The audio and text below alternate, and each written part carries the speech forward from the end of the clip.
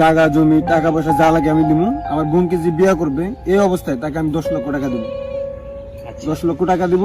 আর আমার এই যে সেটি কিছু জায়গা আছে এখান থেকে 5-10 যা লাগে আমি আমার বোন জামিন নামে আর কি লিখে দিব। আচ্ছা, আপনি কি বিয়ে শাদী করছেন?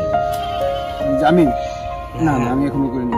আপনি বিয়ে শাদী করেন না? না। তো আপনার বোনকে বিয়ে দেওয়ার পরে হয়তো আপনি বিয়ে শাদী করবেন, তাই তো? আচ্ছা, আপনার বোন প্রতিবন্ধী এটা কি জন্মের থেকে না মানে জন্মের পর থেকে? জন্ম থেকেই।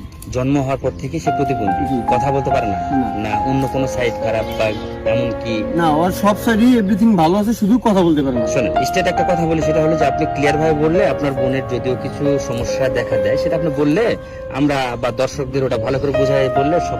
না না ভাই, আমি যদি এখন লুকাই, মনে করেন আপনার কাছে লুকাইলাম, লুকাই বললাম শুধু বোবা, জি। তারপরে বিয়া দেওয়ার পর দেখলাম যে পা একটা দুটো আঙ্গুল নাই বা ল্যাংরা বা এই লুলা একটা হলে কিন্তু তখন তো বিয়েটা থাকবো না, ভেঙে যাবো, নষ্ট হয়ে জি যাবো। জি জি জি। তখন এই যে টাকাটাও আমার মায়ের যাবো, আমার বোন কিন্তু আবার চলে আসবো বা একটা ঝগড়া সৃষ্টি হইব। জি। তা আমি মনে করি যে সবকিছু যাচাই বাছাই করে সবকিছু বইলা নেওয়া ভালো। আমি 10 লাখ 12 লাখ আরো 15 লাখ টাকা দেবো, তাও আমার ফেক না, কিন্তু আমার বোনটা সব যাচাই বাছাই করে সবকিছু জানায় দিতে আমি মানে এটা ভালো মনে করি আমার কাছে। তো এখন আপনার বোনকে বিয়ে দিবেন দেখে এখন ভালো একটা ছেলে জি চাচ্ছেন, জি তাই তো? জি। আচ্ছা ঠিক আছে।